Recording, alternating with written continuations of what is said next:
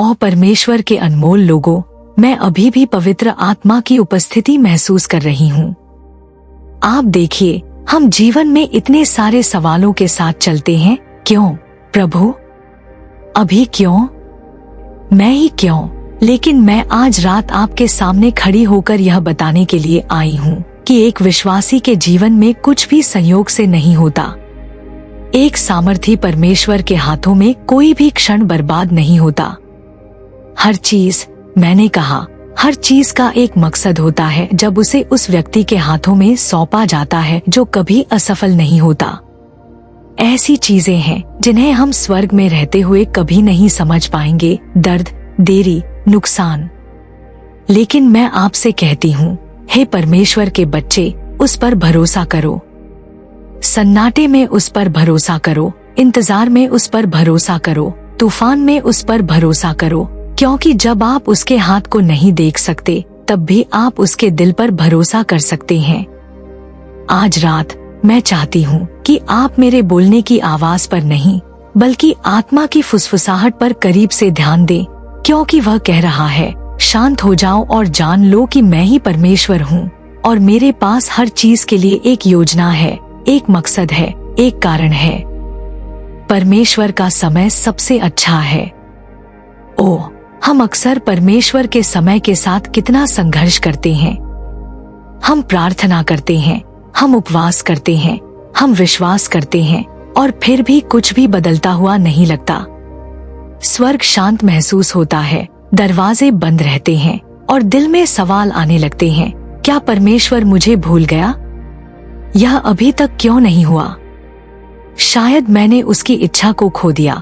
लेकिन सुनो प्यारे लोगों, परमेश्वर का समय आपका समय नहीं है।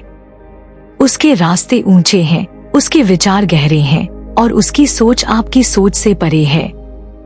हम ऐसी दुनिया में रहते हैं जो गति को महिमा मंडित करती है। हम सब कुछ अभी, जल्दी, तुरंत सफलता, तुरंत परिणाम चाहते हैं। लेकिन परमेश्वर हमारी घड़ियों से बंधा नहीं है। उस पर हमारी समय सीमा का दबाव नहीं है। वह केवल इसलिए जल्दी नहीं करता क्योंकि हम असहज महसूस कर रहे हैं। परमेश्वर जल्दी में नहीं है क्योंकि वह शुरुआत से अंत को जानता है और जो आपको देरी जैसा लगता है वह असल में ईश्वरीय तैयारी है। यह इनकार नहीं है, यह मकसद है। यह एक प्रक्रिया है। दुश्मन चाहता है कि आप विश्वास करें कि परमेश्वर का सन्नाटा परमेश्वर की अनुपस्थिति है, लेकिन यह नरक का झूठ है। सिर्फ इसलिए कि आप उसे काम करते हुए नहीं देख सकते, इसका मतलब यह नहीं है कि उसने काम करना बंद कर दिया है।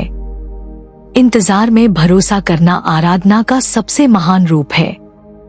यह वह जगह है जहां विश्वास को शुद्ध किया जाता है। यह वह जगह है जहां परिपक्वता का निर्माण होता है। लाजर को याद है, हाँ, वह महान कहानी जो हमें समय के बारे में बहुत कुछ सिखाती है। मरियम और मार्था ने यीशु को यह खबर भेजी, जिसे आप प्यार करते हैं, वह बीमार है। उन्हें उम्मीद थी कि वह तुरंत आएंगे। वे जानती थी कि उनमें शक्ति है। उन्होंने चमत्कारों को देखा था और फिर भी यीशु 2 और दिनों तक वहीं रहे जहां वह थे। उन्होंने जानबूझकर देरी की। क्यों? क्योंकि एक और बड़ी महिमा आने वाली थी। अगर वह तब आए होते जब वे चाहती थीं, तो वह एक बीमार आदमी को ठीक कर देते। लेकिन इंतजार करके उन्होंने एक मरे हुए आदमी को जिंदा कर दिया। आप अभी रो रहे होंगे और कह रहे होंगे, प्रभु, अगर आप पहले आ गए होते, अगर आपने तब जवाब दिया होता जब मैंने पहली बार प्रार्थना की थी। लेकिन वह जानता है, वह देखता है, वह देर से नहीं है। वह कुछ ऐसा करने की तैयारी कर रहा है जो आप कल्पना भी नहीं कर सकते। आपको लगता है कि यह खत्म हो गया है, लेकिन परमेश्वर कह रहा है, मैंने तो अभी शुरुआत की है। आपको लगता है कि आपको भुला दिया गया है, लेकिन उसने आपका नाम अपनी हथेली पर उकेरा है। आपको लगता है कि दरवाजा हमेशा के लिए बंद हो गया है, लेकिन चाबी उसके पास है। ओह, परमेश्वर का धीरज! वह हमारे तैयार होने का इंतजार करता है, न केवल शारीरिक रूप से बल्कि आध्यात्मिक, भावनात्मक और मानसिक रूप से भी। कभी कभी देरी वादे के बारे में नहीं होती, यह उस व्यक्ति के बारे में होती है। वह आपको तैयार कर रहा है, वह आपके चरित्र को आकार दे रहा है, वह अभिमान को दूर कर रहा है, वह आपकी निर्भरता को गहरा कर रहा है, क्योंकि जो वह आपको देना चाहता है वह छोटा नहीं है, वह नाजुक नहीं है, वह भारी है और उसे एक ऐसे पात्र की जरूरत है जो दबाव में न टूटे। क्या आपने कभी सोचा है कि जिस चीज को आप देरी कह रहे हैं वह असल में दया है? कि अगर परमेश्वर आपको वह वादा तब दे देता जब आप तैयार नहीं थे तो वह आपको कुचल देता। आप आशीर्वाद मांगते हैं, लेकिन वह पहले यह सुनिश्चित करता है कि आपका दिल उसे उठा सकता है। वह रोक नहीं रहा है, वह आपकी सुरक्षा कर रहा है। वह इनकार नहीं कर रहा है, वह आपको विकसित कर रहा है। यही एक पिता का प्यार है, एक अच्छे पिता का। जब आप पीछे मुड़कर देखेंगे तो आप इसे देखेंगे। आप कहेंगे, ओ धन्यवाद परमेश्वर कि आपने उस प्रार्थना का जवाब नहीं दिया जब मैंने आपसे भीख मांगी थी। आप इंतजार में सुंदरता देखेंगे, ठहराव में बुद्धिमत्ता देखेंगे, प्रक्रिया में शक्ति देखेंगे। लेकिन जब आप इसमें हैं तो भरोसा करें। जब आप इसे महसूस नहीं करते तब भी भरोसा करें। जब आप इसे नहीं देखते तब भी भरोसा करें। जब सब कुछ हार मानने के लिए चिल्लाता है तब भी भरोसा करें, क्योंकि उसका समय देर नहीं है, वह एकदम सही है। वह पवित्र है, वह बिल्कुल सही समय पर है। भरोसे का मतलब यह नहीं है कि आपके पास सवाल नहीं होंगे। इसका मतलब यह नहीं है कि आपको दर्द महसूस नहीं होगा। इसका मतलब यह है कि परमेश्वर ने आपके जीवन के साथ कोई गलती नहीं की है। इसका मतलब है कि आप यह मानना चुनती हैं कि वही परमेश्वर जिसने यीशु को मरे हुओं में से उठाया, वह आपकी स्थिति को ठीक उसी क्षण में उठा सकता है जब वह जानता है कि यह सबसे अच्छा है। दर्द में छिपा मकसद। हमारे द्वारा अनुभव किए जाने वाले दर्द में एक ईश्वरीय रहस्य छिपा हुआ है, एक रहस्य जिसका मांस विरोध करता है लेकिन आत्मा समझती है। ऐसा लग सकता है कि आपका जीवन टुकड़ों में बिखर गया है और आपके पास ऐसे टुकड़े हैं जिन्हें आप नहीं जानती कि कैसे फिर से बनाया जाए। लेकिन परमेश्वर के राज्य में कुछ भी बर्बाद नहीं होता, आपके आंसू भी नहीं, आपका सबसे निचला पल भी नहीं, वह चीज भी नहीं जिसके बारे में आपने सोचा था कि वह आपको हमेशा के लिए तोड़ देगी। दर्द में भी मकसद है। दर्द में हमें भ्रमों से दूर करने का एक तरीका होता है। यह अभिमान के खोल को तोड़ता है।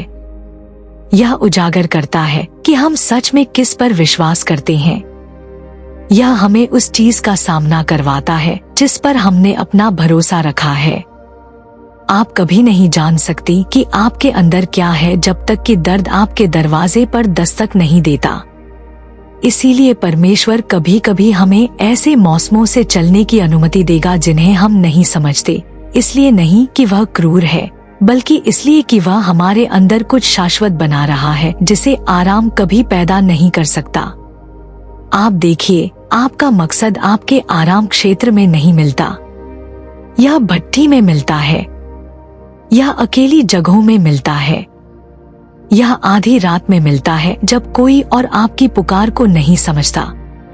जब यूसुफ को उसके भाइयों ने एक गड्ढे में फेंक दिया, मिस्र में झूठा आरोप लगाया गया और जेल में भुला दिया गया, तो इनमें से किसी में भी मकसद जैसा नहीं लगा। लेकिन हर पल उसे फिरौन के पास बैठने के लिए तैयार कर रहा था। हर अन्याय, हर आंसू, हर परीक्षा उस व्यक्ति को आकार दे रही थी जो एक दिन एक राष्ट्र को अकाल से बचाएगा।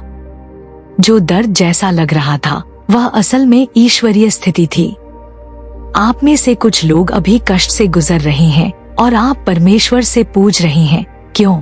आप कह रहे हैं, प्रभु अगर आप मुझसे प्यार करते हैं तो मैं इस तरह पीड़ित क्यों हूँ। लेकिन आपको यह एहसास नहीं है कि आपका दर्द कहानी का अंत नहीं है, यह प्रक्रिया का हिस्सा है। जैतून को उसका तेल निकालने के लिए कुचला जाना चाहिए। अंगूर को उसकी शराब निकालने के लिए दबाया जाना चाहिए। और इसी तरह परमेश्वर के बच्चे को भी महिमा का भार उठाने के लिए दर्द के जरिए शुद्ध किया जाना चाहिए। आप उन्हें पर्वत की चोटी पर नहीं सीख सकती। आप उन्हें लोगों की तालियों में नहीं पा सकती। आप उन्हें आराम और आसानी से हासिल नहीं कर सकती। घाटी आपको परमेश्वर की फुसफुसाहट सुनना सिखाती है। घाटी आपको देखने से नहीं बल्कि विश्वास से चलना सिखाती है। घाटी वह जगह है जहां आप सीखती हैं कि वह काफी है, पदोन्नति नहीं, रिश्ता नहीं, खुला दरवाजा नहीं, केवल वही काफी है। दर्द मकसद की अनुपस्थिति नहीं है। यह अक्सर इस बात का प्रमाण होता है कि परमेश्वर कुछ पवित्र, कुछ शाश्वत कर रहा है। जब यीशु उस सलीब पर लटक रहे थे, खून बह रहा था और टूटे हुए थे, तो दुनिया ने त्रासदी देखी, चेलों ने हार देखी, लेकिन स्वर्ग ने उद्धार देखा। स्वर्ग ने भविष्यवाणी की पूर्ति देखी। स्वर्ग ने पूरी मानवता के लिए मुक्ति देखी। जो इतिहास का सबसे काला दिन जैसा लग रहा था, वह असल में सबसे विजयी दिन था। अपने दुख को तुच्छ मत समझो। अपने मौसम को शाप मत दो। इस झूठ पर विश्वास मत करो कि आपका दर्द व्यर्थ है। दुश्मन चाहता है कि आप अपनी प्रक्रिया के बीच में हार मान लें। वह चाहता है कि आप कड़वे, गुस्से में परमेश्वर की आवाज से कटे हुए हो जाए। लेकिन अगर आप उस पर भरोसा कर सकते हैं, अगर आप अपनी पीड़ा को भी पवित्र आत्मा को सौंप सकते हैं, तो आप यह पाएंगे कि जो आपको नष्ट करने के लिए था, वही परमेश्वर आपको ऊपर उठाने के लिए इस्तेमाल करेगा। परमेश्वर में ऐसी जगह हैं जहां केवल टूटे हुए दिल वाले ही पहुंच सकते हैं। एक ऐसा अभिषेक है जो केवल कुचले हुए पात्रों से बहता है। एक ऐसी आग है जो केवल बलिदान की वेदियों पर गिरती है। आपके आंसू व्यर्थ नहीं हैं। आपका दिल टूटना व्यर्थ नहीं है। परमेश्वर हर दर्द भरे धागे को एक ऐसी कलाकृति में बुन रहा है जिसे आप अभी नहीं देख सकती। यह अभी समझ में नहीं आ सकता, लेकिन एक संप्रभु परमेश्वर के हाथों में दर्द भी भविष्यवाणी बन जाता है। विश्वास समझ से बढ़कर है। एक ऐसी जगह है जहां तर्क को झुकना पड़ता है, जहां मानवीय तर्क को आत्मसमर्पण करना पड़ता है, जहां दिल को दिमाग से ऊपर उठना पड़ता है। यह वह जगह है जहां समझ खत्म होने पर विश्वास शुरू होता है। हम में से बहुत से लोग अपनी बुद्धि का इस्तेमाल करके परमेश्वर के साथ चलने की कोशिश करते हैं। हर चीज को एक साथ जोड़ने की कोशिश करते हैं।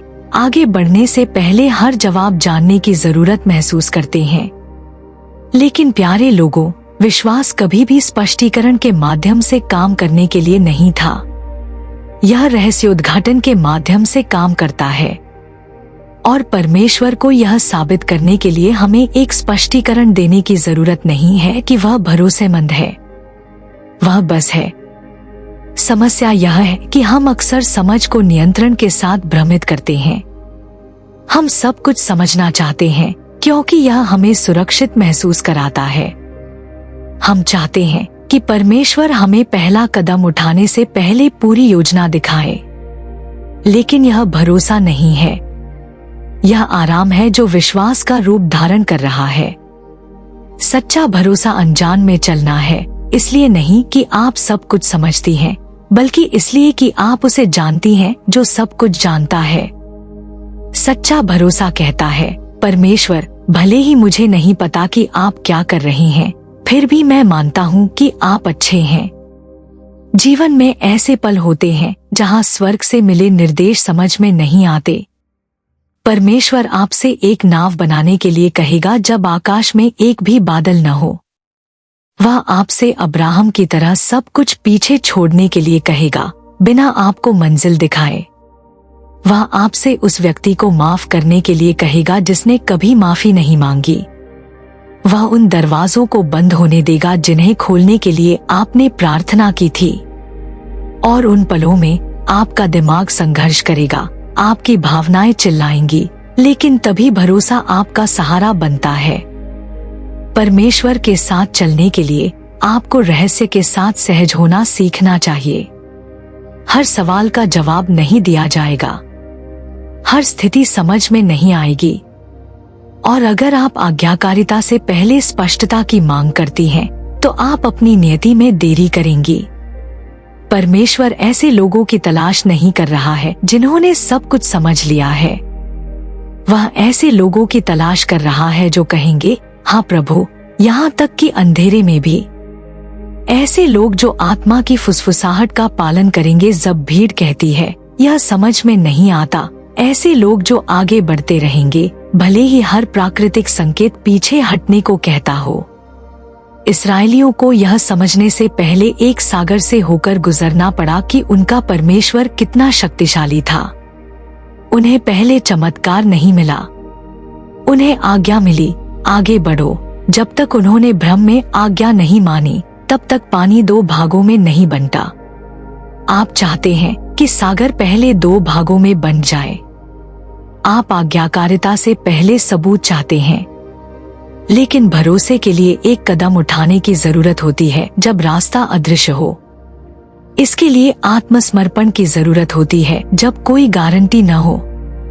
इसके लिए जानने की जरूरत को छोड़ने और उस पर पकड़ बनाने की जरूरत होती है जो पहले से ही जानता है। समझ विश्वास की नींव नहीं है, रिश्ता है। जब आप उसके दिल को जानते हैं तो आपको उसकी योजना को जानने की जरूरत नहीं होती।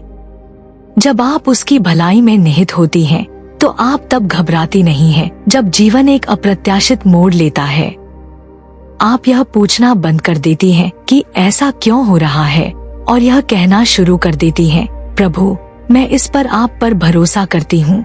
आप लगातार संकेतों की जरूरत को बंद कर देती हैं और उसकी उपस्थिति में ही शांति पाना शुरू कर देती हैं। ऐसे समय होते हैं जब परमेश्वर जानबूझकर जानकारी को रोक देगा, क्योंकि अगर आप जानती कि क्या आ रहा है तो आप उससे बचने की कोशिश कर सकती थी। अगर आप पूरी तस्वीर बहुत जल्दी देख लेती तो आप इसे गलत तरीके से संभाल सकती थी। इसलिए वह आपको अगले कदम के लिए बस पर्याप्त रोशनी देता है, और उस कदम में वह भरोसा बनाता है, वह धीरज बनाता है, वह अंतरंगता बनाता है। बहुत से विश्वासी अनुत्तरित सवालों से पंगु हो जाते हैं।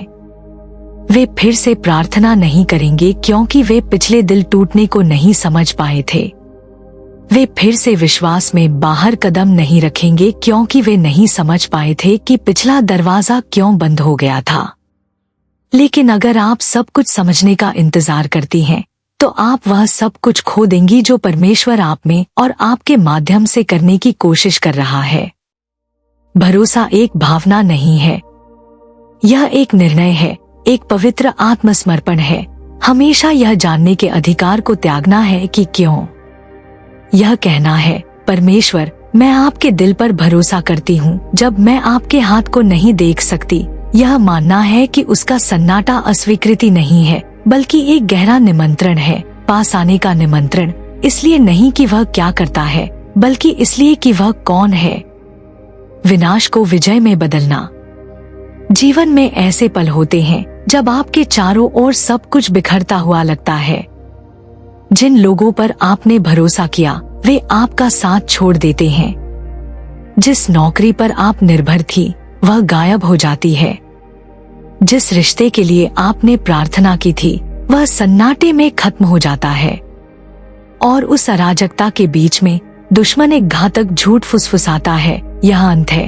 वह चाहता है कि आप विश्वास करें कि सब कुछ खो गया है, कि टूटना स्थायी है, कि आपकी कहानी में कोई मुक्ति नहीं है। लेकिन जिस चीज को दुश्मन बुराई के लिए चाहता था, परमेश्वर उसे भलाई के लिए इस्तेमाल करेगा। यह सिर्फ एक आरामदायक वाक्यांश नहीं है, यह परमेश्वर की मुक्ति की शक्ति का दिल है। समय की शुरुआत से शैतान ने उस चीज को नष्ट करने की कोशिश की है जिसे परमेश्वर ने बनाया है। अदन के बगीचे में उसने सच्चाई को तोड़मरोड़ कर पेश किया और दुनिया में पाप लाया, लेकिन तब भी परमेश्वर के पास पहले से ही मुक्ति की योजना थी। गोलगोथा में शैतान ने सोचा कि जब यीशु सलीब पर मर गए तो उसने जीत हासिल कर ली थी, लेकिन जो हार जैसा लग रहा था वह मानव इतिहास की सबसे बड़ी जीत बन गई। परमेश्वर उस चीज को लेता है जिसे नष्ट करने के लिए बनाया गया था और उसे अपनी महिमा के लिए एक ईश्वरीय सेटअप में बदल देता है। यूसुफ का जीवन इस सच्चाई का एक जीवित प्रमाण है। अपने ही भाइयों द्वारा धोखा दिया गया, एक गड्ढे में फेंक दिया गया, गुलामी में बेच दिया गया और एक अपराध के लिए जेल में बंद कर दिया गया जो उसने नहीं किया था। उसके पास हार मानने का हर कारण था। उसकी यात्रा का हर कदम एक बाधा जैसा लग रहा था, लेकिन परमेश्वर के हाथों में हर बाधा एक सेटअप बन गई। बाद में यूसुफ उन्हीं भाइयों के सामने खड़ा हुआ जिन्होंने उसे चोट पहुंचाई थी और कहा, तुमने मेरे खिलाफ बुराई की थी, लेकिन परमेश्वर ने इसे भलाई के लिए इस्तेमाल किया। ये केवल माफी के शब्द नहीं थे, ये ईश्वरीय उलटफेर की घोषणा थे। परमेश्वर पूरी तस्वीर देखता है, न कि सिर्फ आपके हाथ में टूटा हुआ टुकड़ा। जबकि दुश्मन विनाश की साजिश रच रहा है, परमेश्वर पहले से ही पुनरुत्थान लिख रहा है। वह सिर्फ उस चीज को ठीक नहीं करता जो टूट गई थी, वह उसे पहले से बेहतर बनाता है। वह सिर्फ बहाल नहीं करता, वह उसे गुणा करता है। वह सिर्फ ठीक नहीं करता, वह अभिषेक करता है। वह दर्द जो आपने सहा, वह रात जब आप रोईं, वह विश्वासघात जिससे आप बची, यह व्यर्थ नहीं है। परमेश्वर इन सब को एक ऐसी कहानी में बुन रहा है जो दुश्मन के हर झूठ को चुप करा देगी। टूटने और फिर भी विश्वास करने में एक पवित्र शक्ति है। शैतान इसे समझ नहीं सकता। वह उम्मीद करता है कि आपका दर्द आपको परमेश्वर से दूर धकेलेगा, लेकिन इसके बजाय यह आपको करीब धकेलता है। वह उम्मीद करता है कि आपका दुख आपकी आराधना को बंद कर देगा, लेकिन इसके बजाय आपकी आराधना और ज्यादा शुद्ध और ज्यादा ज्वलंत हो जाती है। जिस चीज का इस्तेमाल उसने आपकी आत्मा को मारने के लिए करने की कोशिश की, वही वह जगह बन जाती है जहां परमेश्वर अपनी महिमा प्रकट करता है। ऐसे ही परमेश्वर बुराई को भलाई में बदलता है। कुछ सबसे महान अभिषेक सबसे गहरे घावों में पैदा होते हैं। दुश्मन ने आपकी वित्तीय स्थिति पर हमला किया, लेकिन अब आप अलौकिक प्रावधान में चल रहे हैं। उसने आपकी आवाज को चुप कराने की कोशिश की, लेकिन अब आप साहस और अधिकार के साथ बोलती हैं। उसने आपके सपनों को कुचलने की कोशिश की, लेकिन अब आप स्वर्ग की आग के साथ सपने देखती हैं। यह केवल अस्तित्व नहीं है, यह ईश्वरीय उलटफेर है। यही परमेश्वर करता है जब आप अपने टूटे हुए टुकड़ों को उसके हाथों में रखती हैं। इस झूठ पर विश्वास मत करो कि आपका दर्द आपके मकसद का अंत है। परमेश्वर के पास आपके सबसे बड़े दुख को आपकी सबसे बड़ी सेवकाई बनाने का एक तरीका है। वह उस चीज को लेता है जिसके बारे में दुश्मन ने सोचा था कि वह आपको दफन कर देगा और उसका इस्तेमाल कुछ शाश्वत बनाने के लिए करता है। आपके द्वारा बहाए गए आंसू फसल के बीज बन जाते हैं। आपके द्वारा उठाए गए घाव दूसरों के लिए चंगाई के दरवाजे बन जाते हैं। जिस कहानी से आप शर्मिंदा थी, वह गवाही बन जाती है जो दूसरों को मुक्त करती है। जब आप परमेश्वर से जुड़ी होती हैं, तो दुश्मन भी आपकी नियति की सेवा करने लगता है। वह नहीं जानता, लेकिन उसके द्वारा किया गया हर हमला आपको मकसद के करीब धकेलता है। आपके द्वारा सामना की गई हर लड़ाई आपकी तलवार को तेज करती है। आपके द्वारा बचे हर तूफान से आपका विश्वास और गहरा होता है। शैतान आपकी कहानी में अध्याय लिख सकता है, लेकिन उसके पास कलम नहीं है, परमेश्वर के पास है। और परमेश्वर कभी भी एक पल बर्बाद नहीं करता, कभी भी एक घाव बर्बाद नहीं करता, कभी भी एक परीक्षा बर्बाद नहीं करता। आप एक ऐसे मौसम में हो सकती हैं जहां ऐसा लगता है कि सब कुछ गलत हो गया है, लेकिन स्वर्ग घबराया हुआ नहीं है। परमेश्वर भ्रमित नहीं है। वही चीज जो आपको नष्ट करने वाली थी, वह आपको आपकी बुलाहट में लॉन्च करने वाली है। आप अपनी परिस्थितियों की शिकार नहीं हैं। आप ईश्वरीय परिवर्तन का एक पात्र हैं। विश्वास एक कदम है, एक भावना नहीं। विश्वास एक ऐसे रास्ते पर चलना नहीं है जो जवाबों और स्पष्टता से पूरी तरह से रोशन है। विश्वास तब अगला कदम उठाना चुनना है जब आपके चारों ओर सब कुछ अंधेरा हो। यह तब विश्वास करना है जब कोई सबूत न हो, तब भरोसा करना है जब भावनाएं शांत हो गई हों, और तब थामे रहना है जब आपके अंदर सब कुछ छोड़ने को कहता है। एक ऐसी दुनिया में जो सबूत की मांग करती है, विश्वास एक विरोधाभास के रूप में खड़ा है। यह कहता है, मुझे इसे देखने के लिए विश्वास करने की जरूरत नहीं है, मैं इस पर विश्वास करता हूँ क्योंकि उसने ऐसा कहा है। यह वह तरह का विश्वास है जो पहाड़ों को हिलाता है। यह वह तरह का विश्वास है जो परमेश्वर को खुश करता है। बहुत से लोग आज्ञा मानने से पहले संकेत देखने का इंतजार करते हैं। वे परिस्थितियों के अनुकूल होने का इंतजार करते हैं, पुष्टि पर पुष्टि के लिए इंतजार करते हैं, कदम उठाने से पहले भावनाओं के उन्हें आश्वस्त करने का इंतजार करते हैं। लेकिन विश्वास इस तरह काम नहीं करता। विश्वास देखने पर प्रतिक्रिया नहीं है, यह परमेश्वर के वचन पर प्रतिक्रिया है।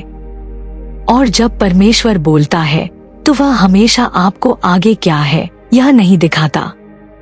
वह हमेशा यह नहीं समझाता कि यह कैसे काम करेगा। वह बस कहता है जाओ, और यह देखने का इंतजार करता है कि क्या आप उस पर भरोसा करने के लिए पर्याप्त हैं। इब्राहिम ने जाने से पहले जमीन नहीं देखी। पीटर ने नाव से बाहर निकलने से पहले पानी का परीक्षण नहीं किया। वे सब विश्वास में चले, इसलिए नहीं कि उन्होंने पूरी तस्वीर देखी, बल्कि इसलिए कि उन्होंने उस पर भरोसा किया जिसने निर्देश दिया था। बिना देखे विश्वास कमजोरी नहीं है, यह शक्ति है। यह वह तरह का विश्वास है जिसे दुश्मन बर्दाश्त नहीं कर सकता, क्योंकि जब आप विश्वास से चलती हैं, तो आप अब उस चीज से सीमित नहीं होती जो आपकी आंखें देख सकती हैं। आप उस चीज से निर्देशित होती हैं जिसे आपकी आत्मा ने प्राप्त किया है। भावनाएं आपको धोखा देंगी। एक दिन आप साहस से भरी हुई महसूस करेंगी, और अगले दिन आप डर के बोझ तले छिपने जैसा महसूस करेंगी। अगर आपका विश्वास आपकी भावनाओं से जुड़ा हुआ है, तो आप आध्यात्मिक अस्थिरता का जीवन जिएंगी। लेकिन जब आपका विश्वास परमेश्वर की सच्चाई में टिका हुआ है, तो आप आत्मविश्वास से चल सकती हैं, भले ही आपकी भावनाएं उथल पुथल में हों। विश्वास डर की अनुपस्थिति नहीं है, यह उसके सामने झुकने से इनकार है। यह चुनना है कि परमेश्वर अभी भी नियंत्रण में है, भले ही आपके चारों ओर सब कुछ घूम रहा हो। ऐसे समय होंगे जब परमेश्वर आपसे कुछ ऐसा विश्वास करने के लिए कहेगा जो असंभव लगता है। ऐसे पल होंगे जब आप एक लाल सागर के सामने खड़ी होंगी, आपके पीछे एक सेना होगी और आगे कोई दृश्यमान रास्ता नहीं होगा। तभी असली विश्वास की परीक्षा होती है, तब नहीं जब सब कुछ ठीक चल रहा हो, बल्कि तब जब आप आपदा के कगार पर खड़ी हों और आप फिर भी अपने हाथ उठाकर कहती हैं, प्रभु मैं आप पर भरोसा करती हूँ। उस तरह का विश्वास अलौकिक को बुलाता है। विश्वास आरामदायक नहीं है, यह आपको फैलाता है, यह आपको चुनौती देता है, यह आपको पानी पर चलने के लिए मजबूर करता है जब आपके अंदर सब कुछ नाव में रहने को कहता है। लेकिन चमत्कार कभी नाव में नहीं होता, चमत्कार कभी आराम क्षेत्र में नहीं होता, चंगाई कभी तर्क में नहीं होती। यह कदम में है, यह आत्मसमर्पण में है, यह तब विश्वास करने के निर्णय में है जब यह समझ में नहीं आता। आप में से कुछ लोग आगे बढ़ने से पहले सही स्थितियों का इंतजार कर रहे हैं, लेकिन आप उस चमत्कार को खो रही हैं जो आज्ञाकारिता के साथ आता है। आप चाहते हैं कि परमेश्वर आपको अंत दिखाए, लेकिन वह आपको केवल अगला कदम दे रहा है। क्यों? क्योंकि विश्वास एक बार में एक कदम बनाया जाता है, भरोसा अनिश्चितता की आग में गढ़ा जाता है, और महिमा प्रक्रिया में प्रकट होती है, न कि केवल परिणाम में। परमेश्वर ने कभी नहीं कहा कि यह समझ में आएगा। उसने कभी वादा नहीं किया कि आप हर विवरण को समझेंगी, लेकिन उसने वादा किया कि वह आपके साथ होगा, कि उसका वचन व्यर्थ नहीं लौटेगा, कि वह जो उसने शुरू किया है उसे पूरा करेगा। इसलिए जब जवाब नहीं आते, जब आकाश शांत होता है, जब रास्ता धुंधला होता है, तो आपको फैसला करना होगा, क्या मैं उस पर भरोसा करूंगी जो मैं देखती हूँ, या उस पर जो उसने कहा। सबूत का इंतजार करने वाला विश्वास विश्वास बिल्कुल नहीं है। यह धर्म में लिपटा हुआ आराम है। लेकिन सच्चा विश्वास कहता है, भले ही मैं इसे न देखूं, मैं विश्वास करती हूँ। भले ही मैं इसे महसूस न करूं, मैं भरोसा करती हूँ। भले ही मैं इसे न समझूं, मैं फिर भी आज्ञा मानूंगी। उस तरह का विश्वास सिर्फ जीवित नहीं रहता, वह जीतता है। वह बाधाओं को तोड़ता है, वह चमत्कारों को जारी करता है, वह स्वर्ग को धरती पर लाता है।